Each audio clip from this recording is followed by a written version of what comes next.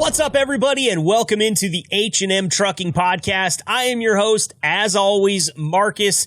Appreciate you being here today, and also thanks for checking out our episode last week, a special episode brought to you by H&M Trucking. It was an episode of what we like to call Trucking Up History, and you will definitely hear some more of those in the future. Thank you to everybody that tuned in there once again. We got a doozy for you here today. Today on the podcast, we're going to be talking about managing your health on the road. Now, this is a very broad topic. Obviously, there's a ton of different aspects that can come into it. I'm going to bring you a driver profile with a driver who has an awesome weight loss story to tell.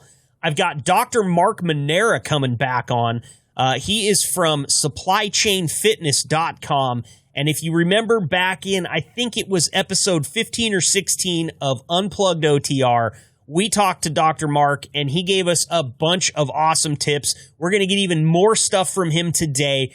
He's such a great interview, and he's got just an absolute wealth of knowledge. He's one of those dudes that sits in front of a bookshelf. And there's always been this thing in my head. If you sit in front of a bookshelf and it has anything other than comic books and video games on it, I've got this little uptick of respect and just, I guess I kind of look up to your knowledge. Who knows if you've ever read those books? I have a bookshelf in this house. It's full of books. I have not read any of those books, but that's why I don't sit in front of it, because I don't want people to ask me. I sit in front of this cool screen where we can put whatever we want behind it. Maybe one day they'll put books on it. Hopefully those books don't have titles on the spine, so I won't have to actually talk about how I haven't read those books. Anyway, I'm getting ahead of myself, and it's time for a digression. We will also speak to Deanna from Driver Advocacy today, and it's that time of the month again. We've got Eve from HR on. She's going to come on and lay down the law later as well. I've talked enough. It's time to get to episode 20 of the H&M Trucking Podcast. From Omaha, Nebraska, to whatever lane you're driving, this is the H&M Trucking Podcast. With your host, Marcus Bridges.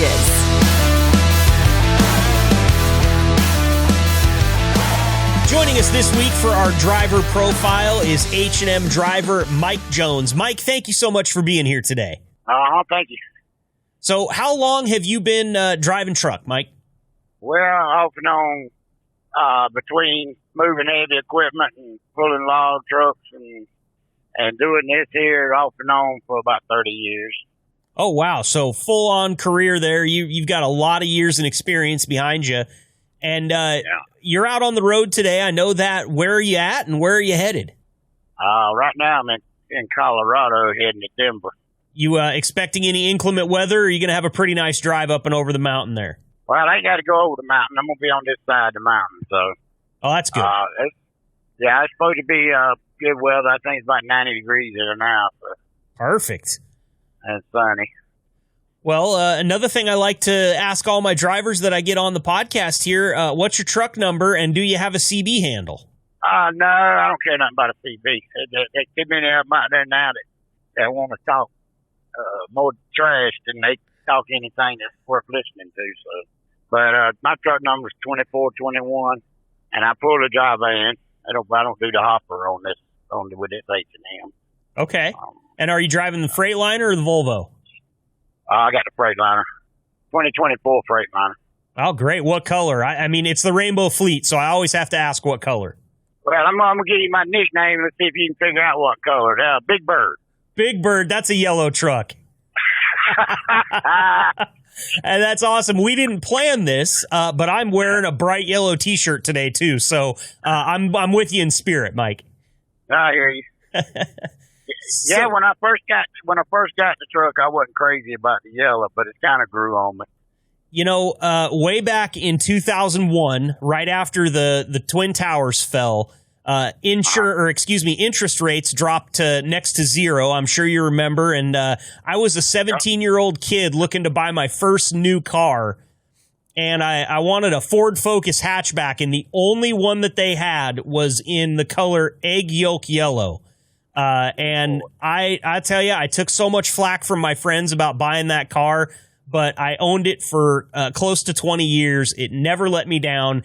And you know what? Everybody knew when I was coming around the corner. So I really did think it grew on me quite a bit. And, look, it might be a little bit different, but that's kind of one of the fun things about automobiles and vehicles is you can just you can personalize them a little bit. So maybe the yellow was sort of a beacon of my personality, you know? Well, I tell you, ever since I got this yellow one, when I was thinking when I first got it, it's like, well, I stand out because you don't really see that many yellow trucks out here. But since I've had it, it seems like there's a million yellow trucks out here now. Everywhere I look, I see one. Yeah. There's three for it right now at this truck stop I'm at, right? One over there and one. It's like, there's more out here than I was thinking when I first started driving it. Well, they saw yours and thought it looked cool, and then they decided they had to get one, right? Well, they seen me sitting up in this yellow truck and thought they would look that cool. So, how long have you been driving specifically for H&M? I started back on my birthday, December 22nd. Okay, so you haven't been there very long? Yeah, I've only been here about over 6 months. What do you like about it so far? I like the freight, the route, the speed, the new equipment. You got some pretty good people working there. I got some I could talk about, but I won't. Yeah, other than that, I mean, it's a good place to work for. Good. Well, glad to hear that because I hear some horror stories about some other companies out there, and yeah, I could tell you some stories about other companies. Well, if you'd like to share one about, maybe a difference, you don't have to mention the company's name, but what's something that happened at another company that really kind of drove you up the wall? Well, the way I look at it is this is the way I look at over the road. If I'm going to be out here and not be at home, I want to be working. I don't want to be sick. I don't want to come out here and work 6 or 7 hours a day and sit for 18 hours a day. Mm-hmm. It's like I got a saying, if I want to sit somewhere broke, I got a chair on my front porch at home. I can sit at home and be broke. I don't have to do it out in this truck. Sure. So, but yeah, I worked with another company one time, and I decided when I hired on with them, I decided to team for 6 months because it really sounded good. And me and another driver ended up with 1,900 miles in 7 days. Wow. I can do 38. I did 4,500 in this truck in 5.5 days. Wow. So with this truck and the speed and running a split brake, I can do 900 in a 24-hour period. So, but I did 4,500 miles in 5.5 days by myself. So yeah, the truck. But like I said, 1,900 miles in 7 days with 2 drivers. And that's when I went home. Yeah. Yeah, getting less than half of what you could probably do on your own, that seems like a waste of time at that point. And that was back in the day when the pay was in the 20-somethings range, like 26, 28 cents a mile. Wow. It's on up there now. But that was years ago. But yeah, I said, well, you live and learn. And that company's called me back 20 times in the last so many years. Yeah, well, they want a guy that can put on 4,500 miles now. They really need you after letting all those drivers slack off for that long. Yeah, and there's some of them they'll tell you they're going to do this and they're going to do that, and they don't end up doing nothing in the end.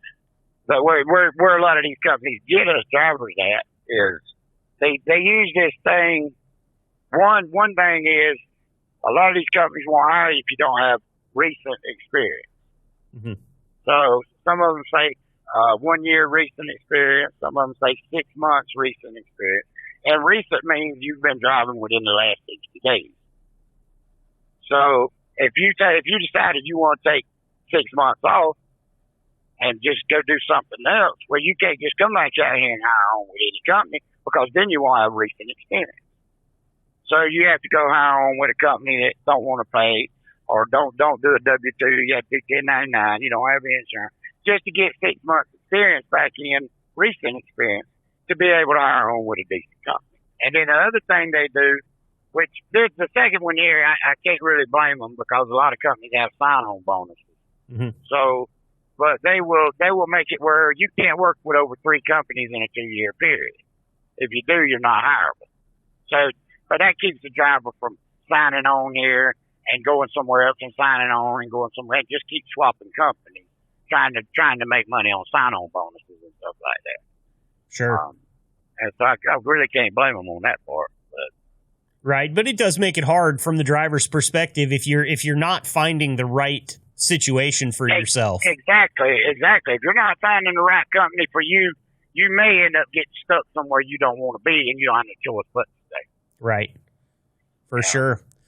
Like a situation with my brother, which he's going to be starting there next week, but he ended up moving to a different location, getting remarried, and stuff, basically a whole different life, change of life, and he took a different company, and then he went to work for another company, and then when he decided to come here, it was going to be 2 months before he could start work here, so he thought about getting another job in that 2-month period, but like H&M said, if you get another job, you won't be hireable here in 2 months because that'd be over 3 jobs in 2 years.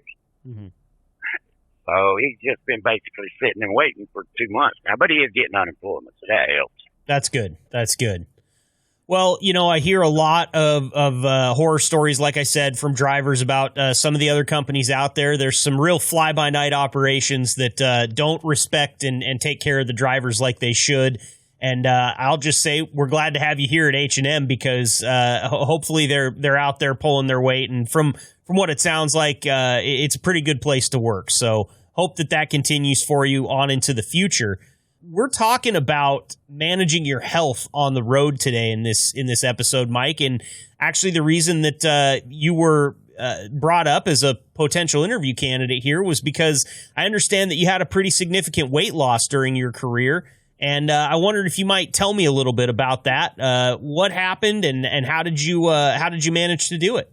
Well, I'm 54 now, but most of my life I averaged around anywhere between 220 to 240, and then I might kick a little diet in and get back down, and so I never really got too far overweight.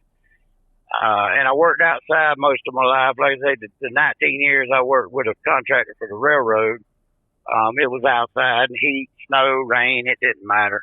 Mm-hmm.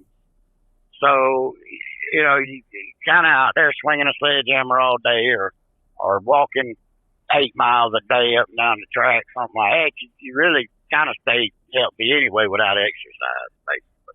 Or a gym exercise anyway. Mm-hmm. February 2019, I was in a bad golf cart wreck. Me and a friend of mine was on a golf cart going down the side of the road, and the guy run off the road and hit us, and it killed my friend, and I was on life support for 4 days. But after that, when I got back, I had to have major back surgery and had to learn how to walk again, and it took me a while, 6 to 9 months to get back on my feet. So during that period, I had a lot of substantial weight gain. Uh-huh. My weight about 210 when the wreck happened. When I started walking again, I was at 260. And I used to drink pretty steady and heavily back in the day. I quit drinking over 3 years ago. I ended up gaining another 50 pounds. So I was at the 310 range, and I'm only 5'11". Last October, I decided this was enough. When I couldn't even bend over and put both of my shoes on and tie both of my shoes, I decided this is enough. I got to do something. So last October, I started a diet, and I stuck to it. And the first month, I lost 12 pounds. Wow. Well, actually, I lost 10 pounds in the first 2 weeks. Wow. And then I lost 2 more pounds for the next 2 weeks.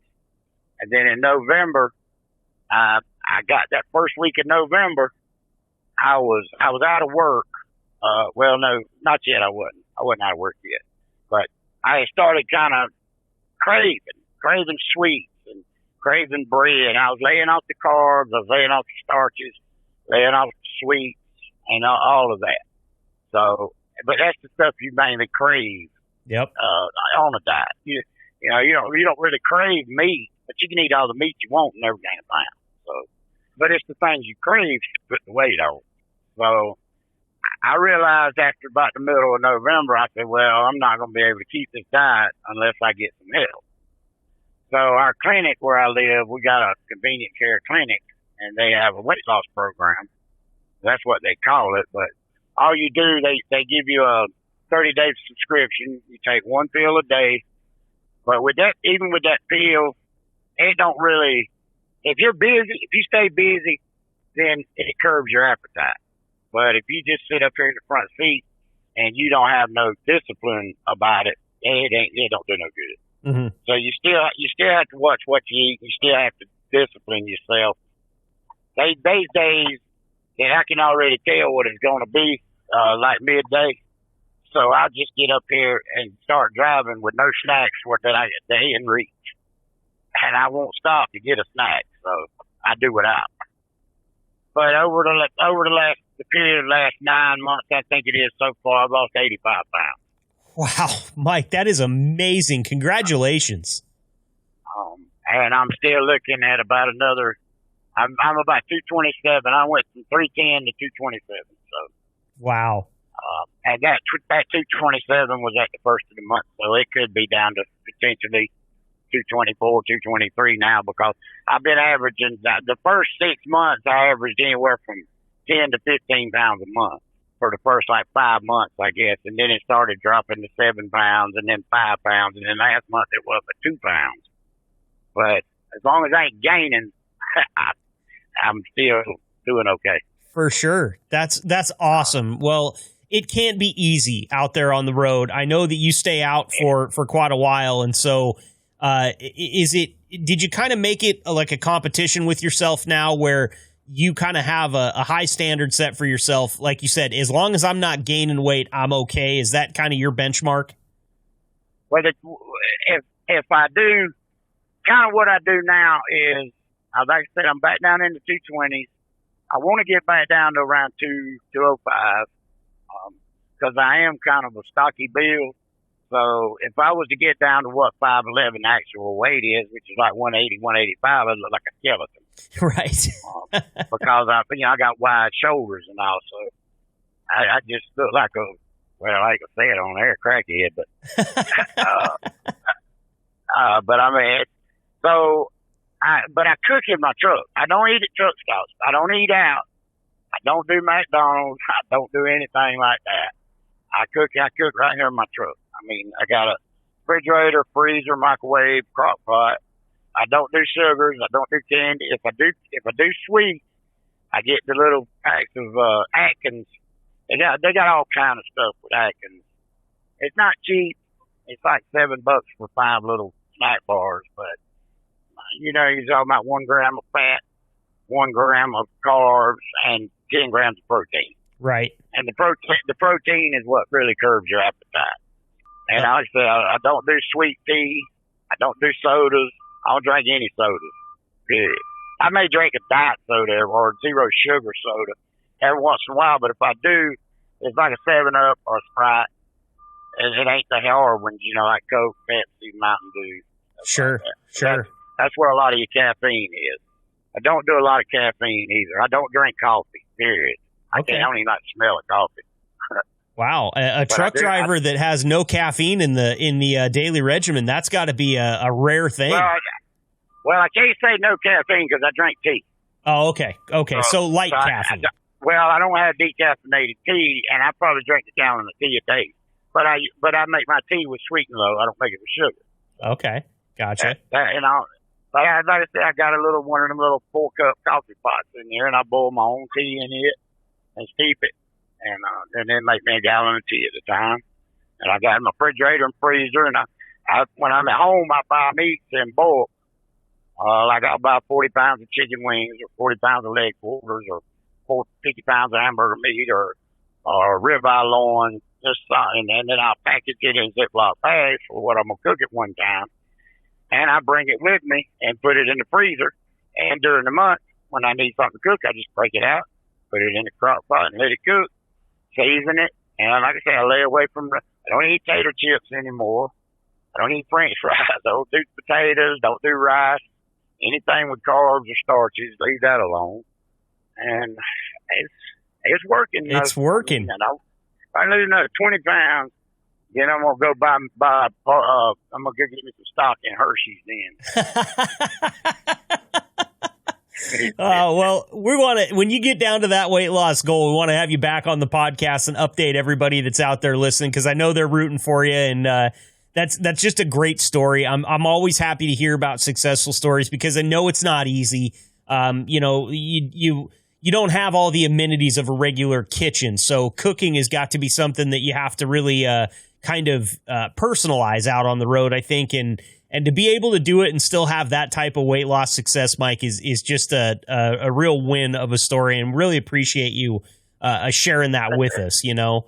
And I tell you something else, if you're a breakfast eater, as long as you lay off the biscuits and the gravy and the grits and hash browns, if you like bacon and eggs, bacon and sausage, and you can fix your eggs. I mean, you can put bell peppers, onions, jalapenos, seasoning salt, garlic powder.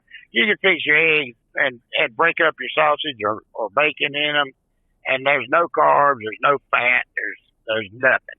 It's just a meal. Right. And a good one. Good. Yeah, a good one. And a good one, yeah.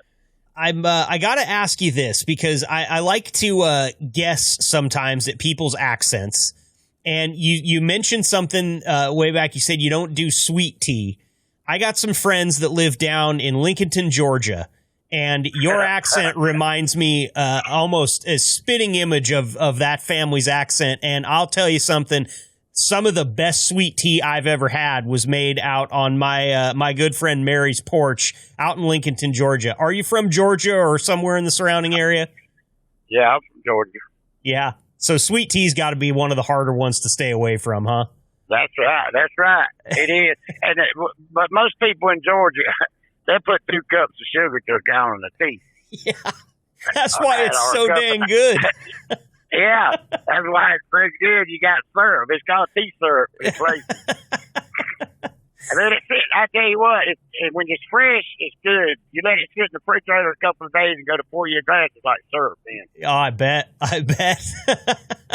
Can't even drink that stuff through a straw after a couple of days, I'm sure. It's so sweet it'll give you cotton mouth. Oh, that's great. Yeah, I'm from Georgia, born and raised. Well, I love it. I don't guess right all the time, but I will tell you the sweet tea thing gave it away for me. So, I know that's also big in Texas, but you didn't sound like you had a Texas accent to me. That's Georgia. Yeah, that's right. Well, Mike, I got to thank you so much for coming on here, sharing your story with us and chatting with us here on the H&M Trucking Podcast. It's been a pleasure talking to you. We're up against the clock here, so I'm going to get off here and let you go, but I will give you the floor. If there's anything you want to say to your fellow drivers out there, your company, your family, anybody that might be listening, please go ahead. Well, all you drivers out there, y'all stay safe and watch out these crazies. I know they're out there. Feel free to, I've been here a while, been to most of these places that we go to. Anybody needs, if any new drivers need any information on anything, if I can help, just hit me up on the H&M app, Truck 2421. I guess that's about it, man. I reckon. Well, that's great, Mike. I'm sure those new drivers are going to appreciate the help that they get from you.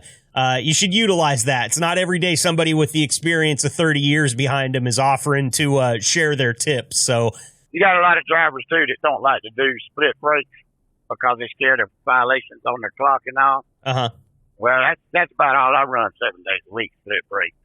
And it gives you more time to do things you need to do when you ain't working, I guess, so to speak. But if anybody's out there that needs help with running a split brake, help with their logs, I can help with that too. That's awesome. Mike Jones, H&M Driver, thank you so much for being here today. We want you to stay safe out there. Keep the shiny side up, okay?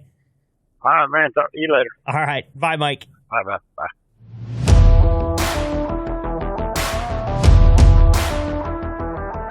Very excited to have our next guest here yet again. He joined us back in the Unplugged OTR days, and he's back to lay some knowledge on us. Please welcome Dr. Mark Manera, founder of SupplyChainFitness.com. Dr. Manera, thank you so much for being here. Marcus, thank you so much for having me, and call me Mark. Oh my gosh, I only make the people I don't like call me Dr. Dr. Manera. So call me Mark, please. You got it. You got it. So bring us up to speed real quick, Mark, on Supply Chain Fitness. Tell us about it. Tell us where the drivers can find it. Yeah, so Supply Chain Fitness is really a company that I started 3 years ago that was focused on really one sole purpose. Build something that meets drivers where they're at and helps them be able to live a healthy, happy life anywhere at any time. There's so many unique barriers and honestly just unique lifestyle. It's a unique lifestyle that drivers face on a day-to-day basis.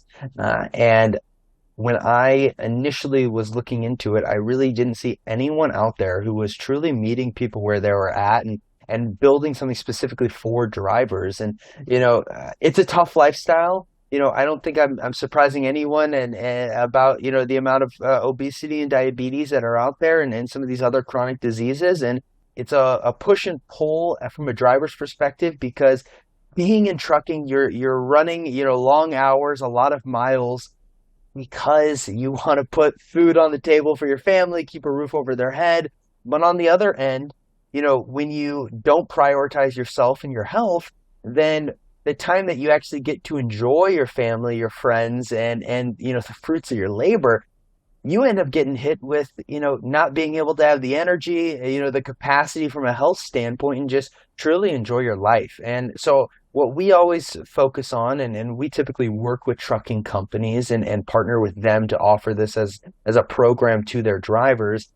We're focused on kind of meeting drivers with both of those worlds and finding a way to fit those highest leverage health and wellness activities, health and fitness activities into their day-to-day where you're not having to cut out 2 hours to go for run a marathon or meal prep for a whole month, but it's how can we find you the healthiest option anywhere you're at and make some small behavior changes that, if done consistently, can really push the needle and make a huge impact on how you feel in the day-to-day, but also 10, 20 years from today. That's great because, it really does have to be the small things in such a confined and specific job. It's not like there's a health food market or a Whole Foods or a Trader Joe's right around the corner from every place that these drivers end up. And you mentioned something about the time that you get to spend with your family.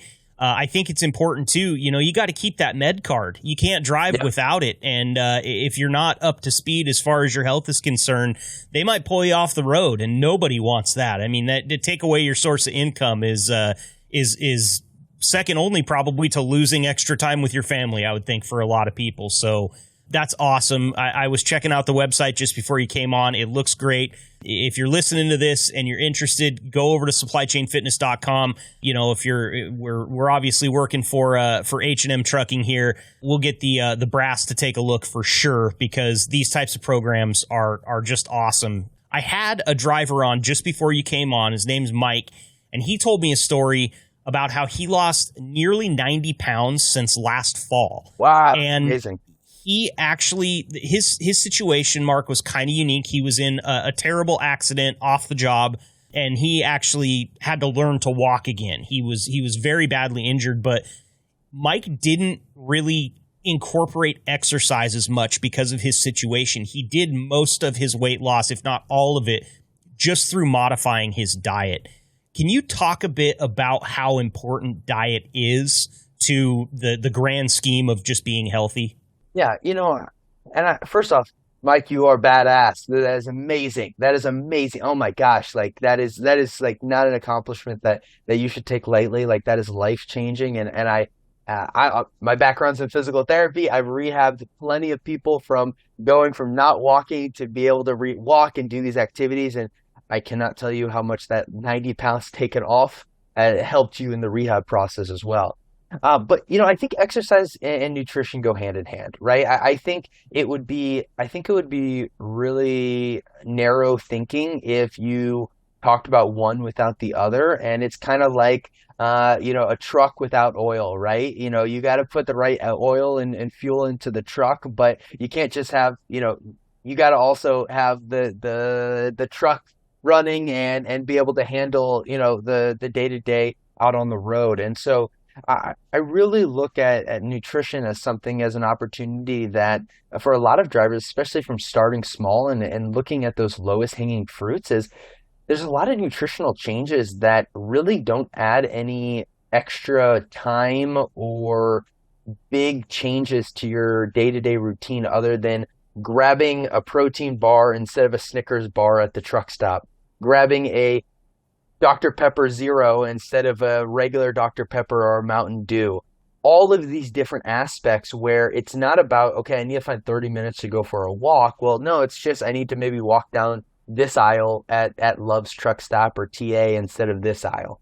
Or I just need to grab this option instead of that option. Or, there's you can get into cooking. You can get into, if you're at McDonald's, we've got restaurant guides, truck stop guides where, hey, maybe instead of ordering a number 4, you order a number 3, and it cuts out, and it's better protein. It's a little bit better, healthier option. It's less fried. And those are the ways and the mindsets that I would be thinking about it, especially for drivers. And, I don't think I need to come and give a super educational background on the importance of eating healthy. I think everyone pretty much understands the importance of that. For sure.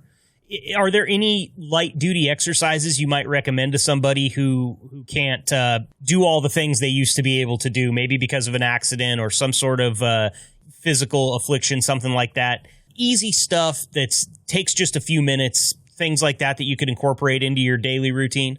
Yeah, no, I mean, I think the best exercise routine is the one that you do on a consistent basis and you stick to. So I think we all have different things that, maybe we don't love, but we like more than doing other things, right? For example, you're never going to catch me running a marathon. If I'm running, you better be running too, because something's chasing you, right?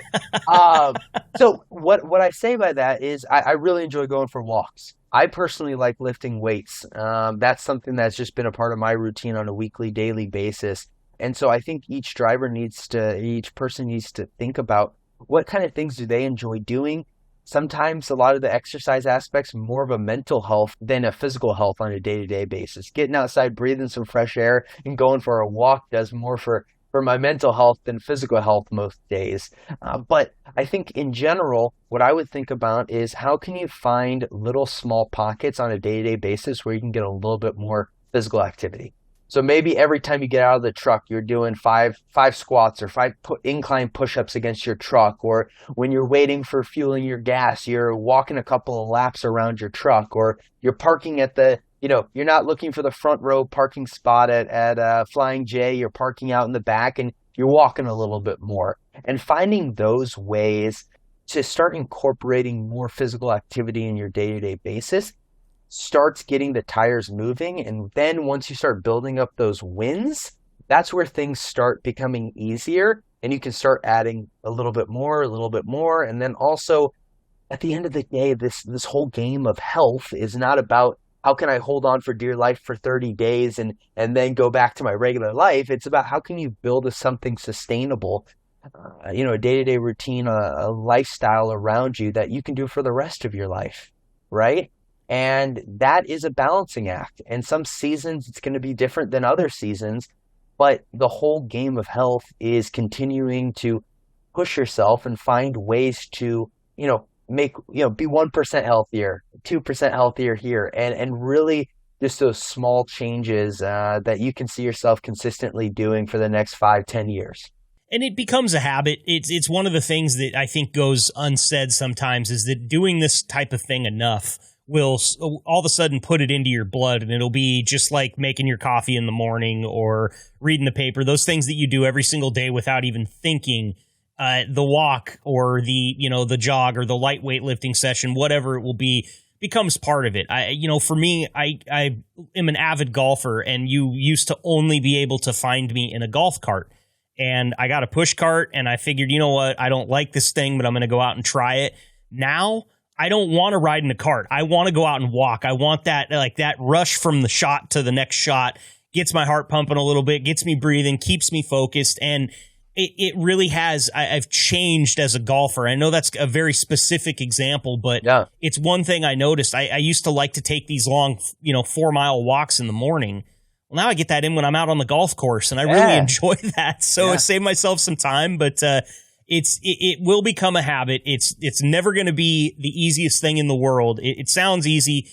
You have to do it. I think that's one of the biggest challenges. Well, and the other aspect for drivers that I always say, and our most popular program at Supply Chain Fitness is actually the in the truck workout. There's a lot of things you can do right in the back of your truck to just get some movement done. Maybe it's some stretching, maybe it's some exercises, and you pick 3 or 4 exercises and you just kind of do a circuit, or you just move through those three exercises, 4 exercises for a couple of rounds, and you get your heart pumping, breathing a little bit, but you're not sweating like you just ran, sprinted a mile or anything like that. You don't need to do that to actually become healthier or get the long-term outcomes of being physically active. For sure. Now, I've struggled in the past with high blood pressure, hypertension, and I know that this is something that drivers deal with not only just because of the nature of their job, but, the high stress levels of the job I know can definitely affect it. What are some good habits that you would recommend for keeping healthy blood pressure? Yeah, so I actually have a real world example. A truck driver in our program was a new member. He was getting his DOT physical renewed, went to the appointment, and he got diagnosed with stage 2 hypertension. His blood pressure was 171 over 122, which normally it should be 120 over 80, is around the normal age. Obviously, there's some variance there. And his doctor said, hey, you've got 2 weeks to figure this out, or I'm not going to be able to give you your medical card. And we got on the phone. We helped him with medication adherence. The number one thing, if your doctor prescribes you medication, if you're not consistently taking it, there's not a lot of things, especially in the short term, that you can do for your health that will make the biggest outcome than just following your doctor's recommendations on medication, especially when you're dealing with a chronic disease like hypertension or high blood pressure or diabetes. So we worked on medication. We got him moving more. He was doing some exercises in the back of the truck, and then he also liked going on a 10-minute walk every evening after he got done driving. And then we helped him find some foods out where he was specifically at that had less sodium and were a little bit healthier. We did that, and honestly, 2 weeks later, he went back. His blood pressure was 124 over 84, I believe. And wow. He got his card, and he didn't have to quit careers and go figure out what he had to do after that. So I think, especially for something like that, and that's an extreme case, but for a lot of people and for a lot of you listening, there's a lot of opportunities for you to make these small changes that can make an impact. And what I've found is, it is motivating around your DOT physical to make that your jump point. But if the only time that you care about your health is once a year, if you have a 1-year card, or twice a year, or God help you if you get 6 or 3-month card. But if that's the only time you care about your health, then it's just going to be a vicious cycle that you're going to repeat, and it's going to get harder and harder as you get older and further down your career. And so it's really important that if that's the starting point and what motivates you, that's awesome. But how can you sustain that after you get done with your physical, you pass your physical, and you kind of get back to regular life? I love the anecdotal evidence. It always makes you feel, it humanizes this whole process a little bit. And is that one of the largest turnarounds you've seen somebody make? Or do you have a story you could tell us about a really big turnaround that the driver made in their health? Yeah, I mean, I think short term, that's one of the ones that just that was such a mind blowing, scary situation, honestly, when your blood pressure, I mean, just from a safety perspective, if your blood pressure is that high and you're behind an 80,000 pound vehicle going down the highway, the risk of a heart attack or stroke is much higher than if your blood pressure was under control. And so I think that's just scary in general, a little bit. And, not only from a company standpoint, but also just from a personal standpoint. We all want to come home safely to our family as well. But I think the other example that I really like to tell is we have a member, his name's Ron.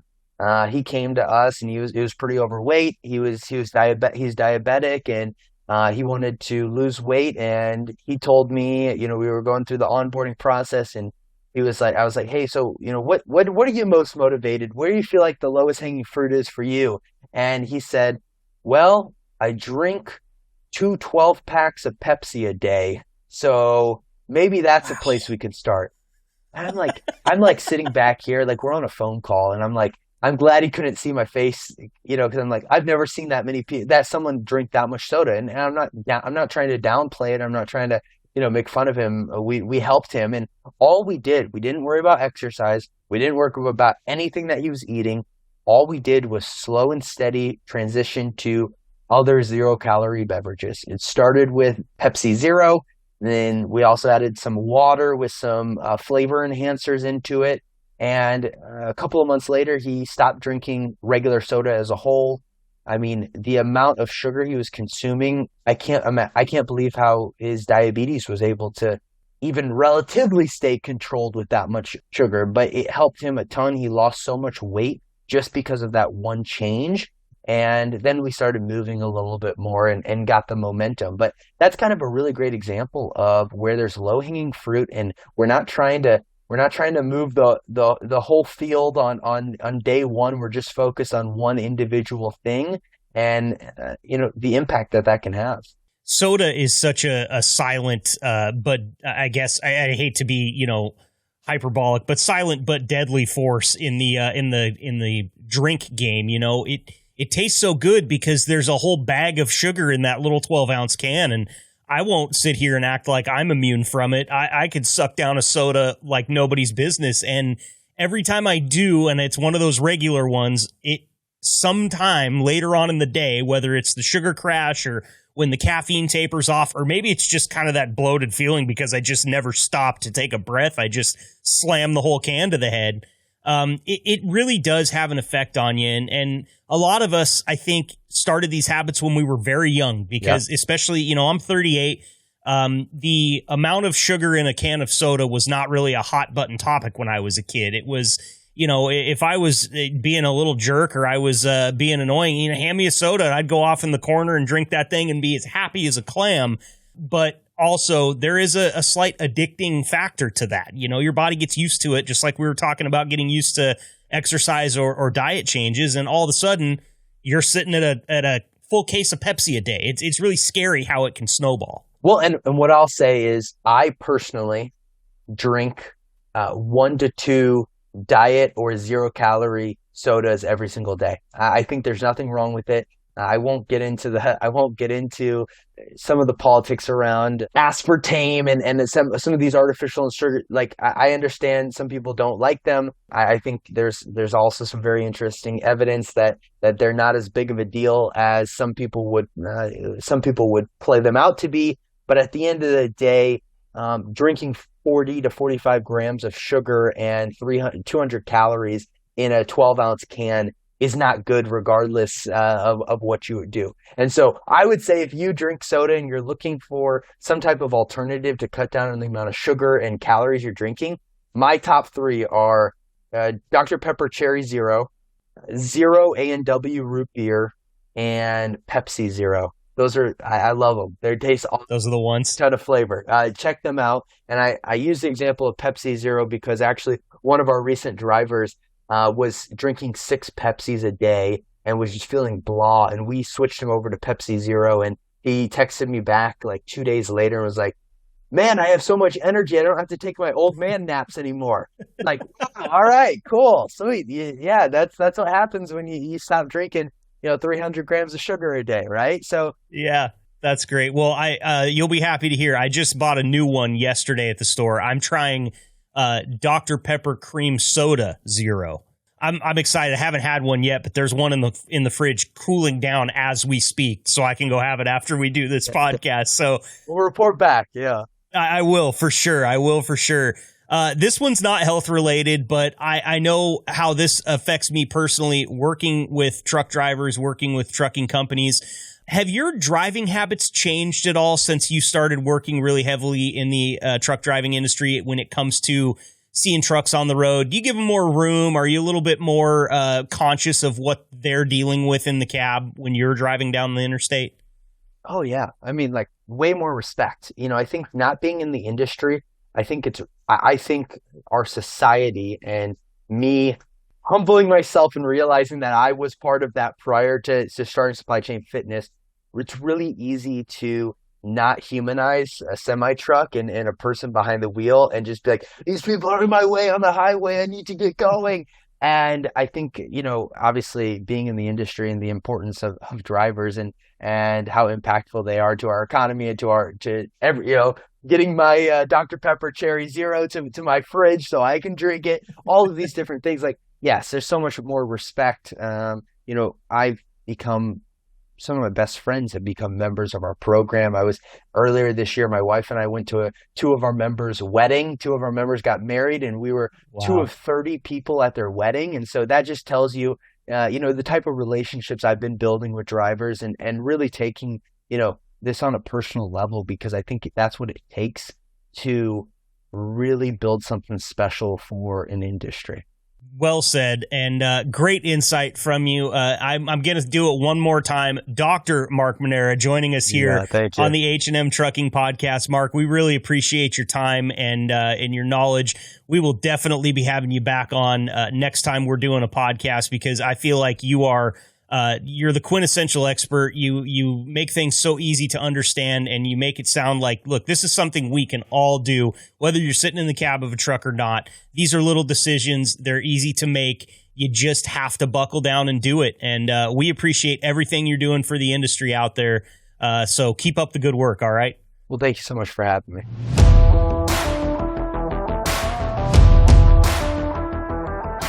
So as I was browsing the interwebs, something that I've been told not to call them, but I have to because I love the way that it rolls off the tongue. I was just kind of checking around the different forums, the threads, the groups, all of the places that you drivers like to ask questions. And one question that came up a few different times that I thought was pertinent for this episode was, hey, I need some healthier options to eat out here on the road. What are some suggestions? And this is something that I love, because this post piled up 100+ comments, everything from funny and irreverent to really good suggestions. So I went ahead and compiled some of these down to give you a little bit of a picture of what some other drivers that have decided they're going to change the way that they eat on the road do to help themselves do so without really stressing themselves. I mean, let's face it, drivers deal with such a litany of different things every single day that why would you want to make the one part that you might get to enjoy that day, your meal, a pain in the ass? You don't want to. But let me tell you something. You eat McDonald's over and over again, or some of these other fast food chains, nothing against McDonald's in particular, but not a lot of the food that you can get quickly is healthy. And it's going to become a lot more of a pain in the ass, if you get my drift, later down the road. So here's what a few drivers do to try to eat a little bit healthier on the road. Mickey tells us, she says, I grocery shop online on Friday night and do curbside pickup Saturday morning, then food prep and cook Sunday, which is when the work week starts for her, and she wants the freshest food possible. She says she does a lazy keto, high protein, low carbs, but if you want ice cream or sweets sporadically, you should do it because life's short. Combined, she and her partner have lost 40 pounds since last September when they started doing this, and they have easily maintained it. She wishes good luck to all the drivers out there that are looking to get healthier on the road. Danny says you should pre-pack salad items, apples, bananas, granola bars, jerky, and cooked chicken. He says, I've dropped 28 pounds in 2 months just eating better and cutting out soda. Or pop. He says soda/pop. I know there's regional dialects and differences. I come from a pop side of the country. I know that a lot of people are a soda side of the country. And then down in the South, where Coca-Cola makes its home, they just call everything Coke down there. It doesn't matter. A Mountain Dew's a Coke. It's just a green one. But cut that stuff out or switch to the zero sugar or the diet options. You probably still don't want to be jamming a ton of those down every single day, but it's going to be a lot better on your body in the long run than a full sugar soda. Ken says, now Ken actually shared some pictures, and I wish that I could get some of these pictures up for you, but let me just give you a little bit of love in the audio format. Ken shared pictures of pork chops and a mango sauce covered with sauteed onion, peppers, garlic, and mango. Looked amazing. Looked restaurant quality, but I could tell from the picture that he made that in his cab, okay? He also did jerk chicken and meat stuffed tortellini with onions, roasted peppers, and artichoke with a side of broccoli covered in cheddar. Shut up right now. I have a full kitchen at my disposal, and I don't think that I could do something that was quite that involved in there. So there are options. If you like to cook, there's little skillets, there's crock pots, refrigerator and freezer, obviously. Air fryers are another option. There's a ton of these things. Also, they make these little hot lunch boxes where you can put your food in and turn it on, and it'll just keep it warm for you so that it's ready to eat when you're ready. Great technology, great advancements, and really giving drivers the ability to eat healthy out there on the road. Ron jumps in with one of our more irreverent comments. He says, roadkill, it's already prepared, heated, and ready for eating. Well, I guess that depends on where you hit that roadkill. I guess down in South Texas this time of year, yeah, you could probably have yourself a steak if you happen to run across a black Angus cow on the side of the road. But there's certain places up in the Great White North, Minnesota, Wyoming, those areas where you might just have yourself a freezer pop if you come across some roadkill on the side of the road. Would not advise eating roadkill. Doesn't matter what your state's laws are, okay? But that's just me. I'm a guy on a podcast. You probably shouldn't listen to me anyway, except when I give you these good ideas like this next one coming from Caesar. He says he meal preps every weekend, and then he gets to cook for his family too because he's home. He knows that it's going to solve a problem for him while he's out on the road, so why not get it done? He says he likes to snack on fruit and drink lots of water. That's something that goes unsaid. Water. Lots of water. Make sure you're going pee, though. Make sure, because, and look, people are going to laugh at that, but you can make yourself really sick or die from water intoxication if you're holding it too long. So make sure to hit those pit stops, okay, especially if you're pounding the water chunks. And finally, Caesar says he does work in a Dr. Pepper Zero a couple days a week. You got to have a cheat day, okay? If you're maintaining this type of diet and you're doing really well, you have to reward yourself once in a while. One scoop of ice cream, one soda, once a week, a candy bar, something like that isn't going to hurt you. You just can't be having it every single day or multiple times every single day. And actually, finally, Frank brings up a really good option here. Meal plans like Flex Pro, Factor, and Huel. None of these places are paying me to say their names right now. If they would like to, you can get a hold of me by contacting me through any of the H&M social media pages. We would love to chat about you sponsoring the podcast. But I digress once again. These meals are very easy. If you have a microwave, you can have yourself a nutritious, well-cooked meal that you don't have to do a lot of meal prep for. So these are all great options and just, a little peek behind the curtain of what other drivers are doing to try to stay healthy out there on the road. We tell you all the time, stay safe. I feel like we're going to have to work in stay healthy out there as well because you need to keep that med card if you want to keep rolling. And we're just here to bring you the information. It's what you do with it that really matters. Let's move on to the next segment.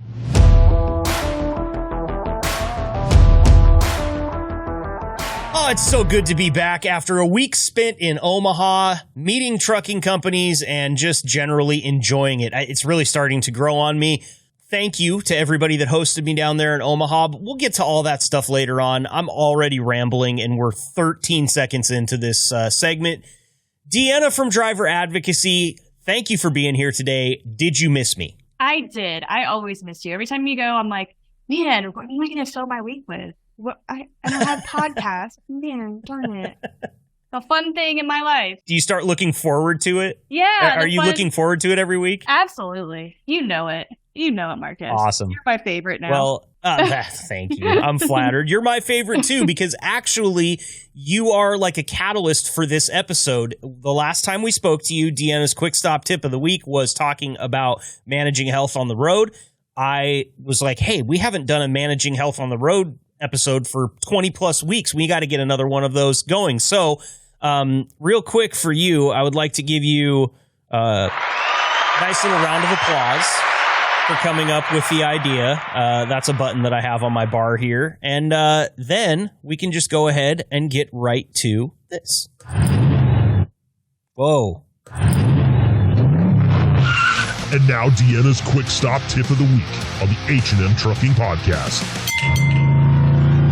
Kind of fat-fingered your button there and hit it and stopped it immediately. So my bad. We're not live here, but, things happen that sound live. We might as well keep them in. What's the tip of the week this week, Deanna? Okay, so since you mentioned health, and since we kind of went on that topic last week, so I wanted to kind of go over DOT physicals. I know this is kind of like a thing you have to do, but you don't really want to do, but it's important. It's important in all aspects to make sure that you're healthy, especially if you're driving a truck, you have to be, on your game. So I went ahead and downloaded the medical form and just looked over what they're doing. So basically they have a questionnaire, just like when you go to get a physical, your family history, your medical history, what kind of, surgeries you did, which is normal. But I didn't realize how intense these physicals are. They do, blood pressure. They check your vision intensely. They check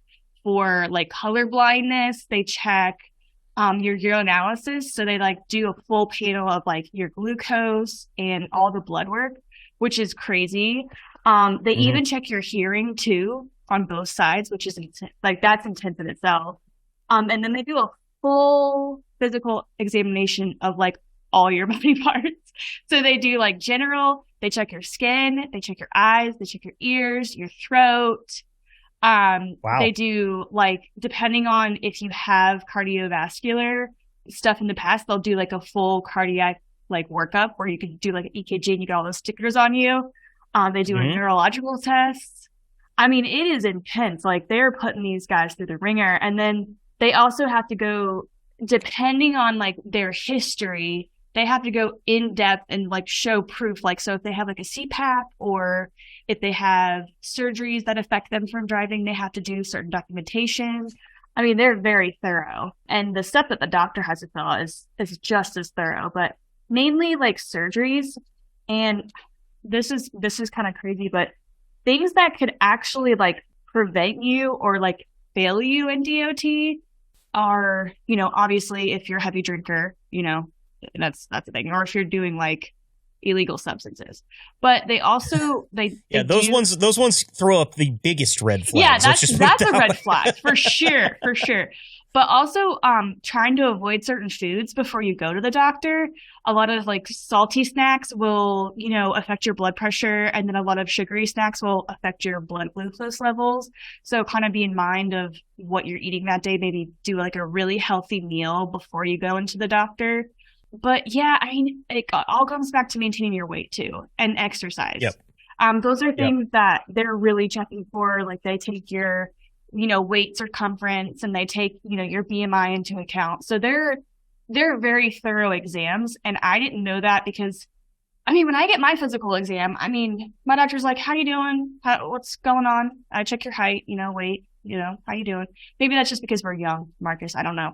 Maybe. Well, speak for yourself when you say young, because that ain't me. But I do remember, some of my high school sports physicals, the whole turn your head and cough thing as a high school boy was that's lore, and for good reason. It's an in-depth physical, and they give that to the drivers too because so important. I mean, that's the reason we're having this episode right now, is because it's very important to maintain your health out on the road. And I think the thing that goes unsaid a lot when we talk about that is it's very hard to do so. You are sitting 10 hours a day. That is something that, look, office people do it too, but they also get up and walk around. Even if you just go back to talk to Susan in HR for a couple minutes and have a sip of coffee, you're still moving around. And that's not something that drivers are afforded the luxury of. And so, that's exactly why we put these episodes out. Thank you so much for doing that research. I never even thought to get on there and actually download the form. And if Deanna can find it, that means if you're out there staring down a DOT physical, you can find that information as well. How did you find it? What did you Google to get to that spot? Oh, yeah. So you can actually Google medical examination report form, and you can actually download it straight from the U.S. Department of Transportation. That's where I got mine. So it's the most updated. They just updated it in March 20. It's good till March 31st, 2025. So they just updated it. So it's very thorough. But yeah, I mean, download it, take a look, and kind of see what the ins and outs of what they're going to do so that you can kind of prep as much as you can. You know, I know you can't really control your blood tests and stuff, but, you know, small changes do make a big difference. Absolutely, they do. Absolutely, they do. Some of the best information we're going to get on this podcast today. I thank you so much for it with a button. And now Deanna's quick stop tip of the week on the H&M Trucking Podcast. I do apologize. We got to keep this one short today because we've got so much in the hopper, and I don't even know what's coming up next, to be honest. Otherwise, I would tease it, but I'm not doing my job very well today. So instead, hit your hours. Let them know where they can talk to you. Absolutely. So I'm Eastern time, Monday through Friday, 10 a.m. to 6 p.m. And then I work 3 hours on Sunday, 3 p.m. to 6 p.m. Hit me up. That's Deanna from Driver Advocacy. Thank you so much for being here. As always, we'll talk to you next week. Sounds good. I'm excited for it.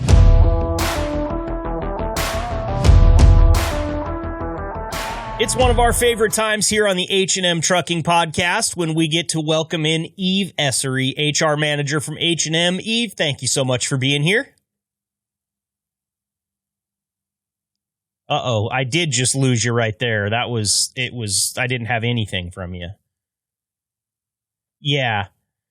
I'm wondering if maybe if it's just a little bit closer. It kind of sounded like the speaker didn't quite pick you up. Okay. Sorry about that. All right. Start over real quick. Okay. It's one of my favorite times in the podcast when we get to welcome Eve Essery, HR Manager for H&M Trucking. Eve, thank you so much for being here. Hi, Marcus. It's good to be back. It is good to have you. And of course, between the last time you were here and this time, I got to see you in person, which is always a good feeling. It's nice to know that we're not always so far across the country from one another. So it was nice to be out there in Omaha, and I'm sorry I didn't get to spend more time chopping it up.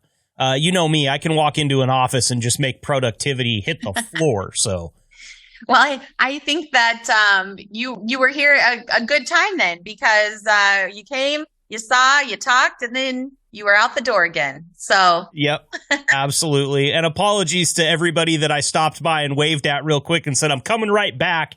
Then I got whisked out the door. So that's, that stuff will happen. We're moving and shaking here on the H&M Trucking Podcast. As always, good time to get into announcements if you have any for us. Yeah. So August is like a huge month for us coming up. And we actually have 27 folks that are celebrating anniversaries in August total. So from first anniversaries all the way up to 20 years. So that's really exciting. So a couple of notable ones here is Lori Greer. So she'll be 5 years in August. And then Tara Hingler, and she's also 5 years. And so check those out on our H&M Trucking Facebook page. They'll be posted on there. All of the anniversaries will. Every week we do a post. So, and the birthdays as well. So I won't call out the people that are celebrating those big birthdays, but. Oh, you don't want to put them out there and put their business out in the streets, exactly how old, their favorite color, everything like that. Well, happy birthday and happy anniversary to everyone. Those milestones are huge. 5 years with a company. I mean, I'm 38 and I can only say I've done that a couple of times in my life. I don't know whether that's good or bad. I won't speculate, but I know that H&M likes to keep their drivers, and happy drivers are the best thing for them. So sure. Once again, congratulations out there. We actually, on this podcast, are going to be starting a new recurring segment, which you will hear in the next few weeks. But I wanted to run it by you first because you're the HR manager. I have to make sure that I stay between 10 and 2. I don't get too far out of line. But the idea behind our new segment is called Mandatory Fun with Marcus. And nobody else can see Eve right now, but by the look on her face, she's already just a little bit worried. Let's be honest. Mandatory Fun with Marcus comes from my radio days. We used to do a thing called Mandatory Metallica. It was 4 Metallica songs right at noon every day. The people loved it. We thought, why not Mandatory Fun? But I'm not really sure what I'm going to do yet. This is kind of a little peek behind the curtain of what I go through on this podcast from time to time. I've got an idea, but I don't know how much meat it's got, Eve. So I'm bringing you here. I mean, what do you think I should do with mandatory fun with Marcus? Should I freestyle rap? Should it be like Marcus learns to juggle? What comes to mind when I say mandatory fun with Marcus? I don't think it's rapping and juggling. That's not what comes to mind. You don't think I've got bars, Eve? Come on. Well, first of all, juggling on a podcast, I don't think is probably the most entertaining. I mean, you could play the music maybe, but they're not going to be able to see you do it. So I don't know as a radio guy that juggling is maybe where you should go. Well, the thing is with juggling is I don't think that I have the physical skills to be able to actually accomplish it. So if I do it in a podcast format, I could just lie and say, I'm juggling 5 balls and 3 chainsaws right now, and it's awesome. You could do that and nobody's going to believe you. Well, but don't blow up my spot, Eve. I'm trying to sneak one past the goalie here. Right. Mandatory is one of my favorite words. I'm in HR. Okay. Yeah. So, yeah. I mean, I like where you're going with it. I don't know about mandatory fun. HR is not really that fun. So I don't know that I'm a great judge of that. Well, I mean, I think you make HR fun. I certainly enjoy our time here. But then again, I haven't been on the business end of anything that's been really going wrong. Just that one time where we started the podcast and I got a little bit wild. But I shaped up really quickly because you're a good HR manager, Eve. You did. You right into shape, snapped right to it. I'm thinking maybe I'll head to some truck stops and see if I can't find one of the things that I always notice when I'm at truck stops is that they've got, the stuff you would expect them to have, your CB accessories and your window washing fluid and your ice scrapers and tire chains and all these things. But they also have like some pretty cool like toy and collectible sections. So if I can just weasel a company credit card out of somebody, I might go and just buy some toys at a truck stop, and that can be mandatory fun with Marcus. I don't know what trucking company is going to give you a credit card. I know. That's seems like a bad idea. All right, so far we haven't hit on any good ideas, but just know that we're in the process of building out the segment, Mandatory Fun with Marcus, so make sure to look forward to that in an upcoming episode. This is something that I feel like is very mandatory that we do every time you come on, and I have a great time with it. If this was my segment, this would be Mandatory Fun with Marcus, but instead, we like to call it Laying Down the Law with Eve. What did you bring us this week? So I know that you're talking a lot about health this week. So one of the things that I wanted to talk about is the teledoc. It is such a great way to get medical attention and appointments and things like that in without actually going to a doctor. Our drivers are out on the road. They are not home. So something comes up and they're not feeling well and they think they need to go to a doctor. A great option is the teledoc. One thing about the insurance with H&M, if they have our policy, is that teledoc service is much cheaper than it is to go to a doctor's office. Some insurances actually pay for it completely. So it's free to do the teledoc service. And it can be a video chat. It's a phone call, but you talk with an actual doctor. They can prescribe medications for you, prescriptions, antibiotics, creams for rashes, things like that. Right over the phone, you go to the nearest pharmacy and pick it up. So it's quick, it's easy, you can do it from wherever you're at, and it's cheaper. So I prefer to do that rather than to go to the doctor, and I have one right down the street from my house. So, but you could also do it 24 hours. So that's also nice. So it can be, 5:00 in the morning and you wake up with an earache, you can do a telehealth and the prescription's there waiting for you when the pharmacy opens, that kind of thing.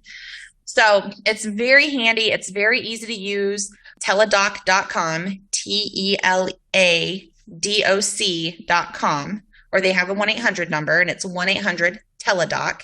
That's the one that I recommend using. There are other services that are similar that are a video conferencing with doctors, but this one is very easy to use, very user-friendly, and they work with most insurances. Yeah, and, one thing that I think it probably goes unsaid, but the scheduling difficulties with getting into a doctor's office, I imagine, are compounded exponentially when you spend your life out on the road. I just tried to schedule an appointment with a new doctor here in the last couple of weeks, and it was beginning of July, maybe end of June, and they were booking out into September already. I mean, when you don't even know where you're going tomorrow, how are you supposed to look forward 3 months and put a pin in the calendar?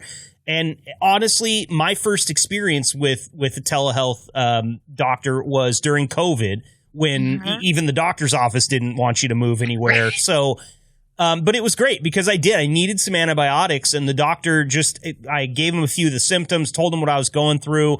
They had my medical history right there, looked at it and said, hey, listen, we can tell what's going on with you. We're going to send this stuff to the pharmacy. Go get it. It really is amazing that we didn't come by this a little bit sooner in our technological innovation life, because how awesome is it to just be able to talk? I think that's what so many people want out of a doctor's office visit, is just to talk to a doctor. But instead, you've got the front office, you've got the nurses, you've got the assistants, everybody's poking you with needles. None of that stuff happens over the phone. And the wait time. You can schedule it, or you can just do it at that moment. Sometimes, you have to wait a little bit for them to call you back or something like that. But you're not sitting in a waiting room wasting your time then either, which is really nice. So, and then one other thing I wanted to touch on, kind of while we're talking about health and insurance things, is that pharmacies. So not all pharmacies are created equally. So those that get prescriptions, just as a note, and things that, I've learned over the years working in HR and dealing with insurance companies, there are certain pharmacies that are a little more expensive to get your prescriptions at. So you can shop around for a different pharmacy to get a cheaper prescription. So some of those more expensive ones, CVS, Walgreens, those are really the top two when we're looking at the prices of prescriptions. Then there are others that are much more inexpensive. Walmart is good. If you're in the Midwest, Hy-Vee is actually one of the cheapest places. I know you don't have those out there in the Pacific Northwest, but here it's one of the most inexpensive pharmacies to go to.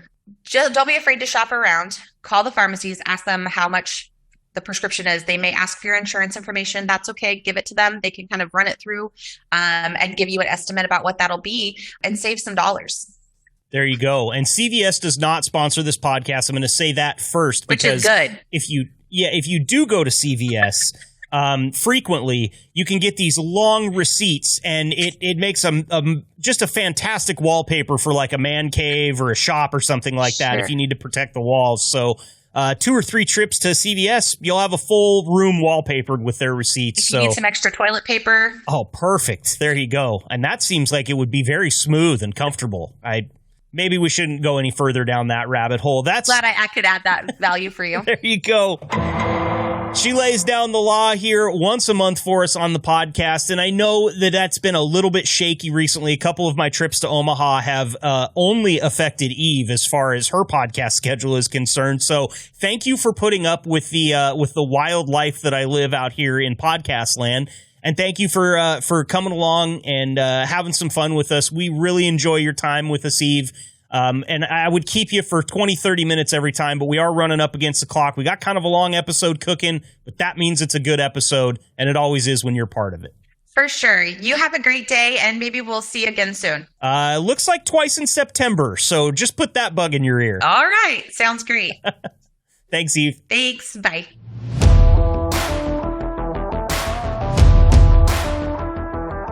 That's going to wrap up this package and put a nice little bow on it so you can tuck it under your July Christmas tree. Keep that Christmas tree from catching on fire right now. I walked outside here in the great Pacific Northwest late last night, and it smelled like a campfire outside. The problem with that is that I live in a city, and there are no campfires around. That's right. We've got another forest fire, so be careful out there. Make sure that you're putting your campfires out. You're stubbing out those cigarettes, and most of all, you're not looking to fire in those shorty shorts this summer. We need to protect our wild areas in this country a little bit better. I don't mean to stand up and stump right now, but that's all I could stand on last week when I drove between Eugene and Bend, took in some of the devastation that one of the wildfires caused last summer. A little bit off topic here. I understand that, but I talked about a tree. I feel like I need to say something about it. Want to say thank you to Dr. Mark Manera. I want to say thank you to Eve Essery, your awesome HR manager. Thanks to Mike Jones for sharing his amazing weight loss story on the podcast this week. Not too often you hear about somebody cutting 90 pounds in such a hurry just by changing their diet and making a few easy changes. You can do that too. And hopefully we brought you some information today on how exactly that's possible. Make sure to follow us, share it with your friends, interact with us. You see those posts on the H&M Trucking Facebook page. If you want to hear something on the podcast, hit us with a comment on those. I'm always reading them. So what do you want to hear? You got to tell me. I'm doing this for you. Don't forget. Of course, thank you to H&M Trucking for making this all possible. We'll see you all next week right here on the H&M Trucking Podcast. Stay fresh, cheese bags. Thank you for listening to the H&M Trucking Podcast. Please leave a review, subscribe, and connect with Marcus over at the H&M Trucking social media channels. And if you're considering a job at H&M, find us at hmtrucking.com. Until next time, stay safe and ahead of the curve drivers.